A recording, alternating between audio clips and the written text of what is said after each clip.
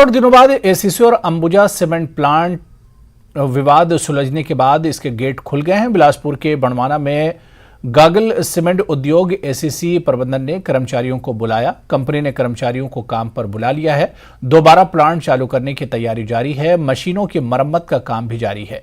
ACC cement उद्योग प्रबंधक अमिताभ सिन्हा और बिलासपुर ट्रक ऑपरेटर यूनियन के अध्यक्ष राकेश ठाकुर ने समझौते पर हस्ताक्षर किए हैं।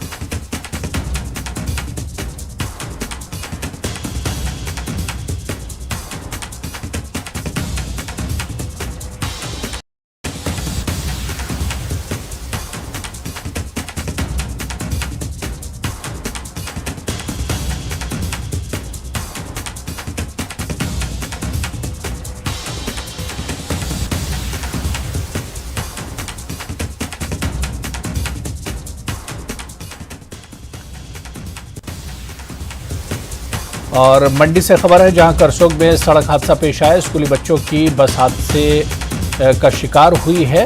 ब्रेक फेल होने के कारण यह हादसा हुआ है। कुछ बच्चे इसमें घायल बताए जाते हैं। घायल बच्चों को करसोग हॉस्पिटल में ले जाया गया। पुलिस और प्रशासन घटना के लिए रवाना हुआ।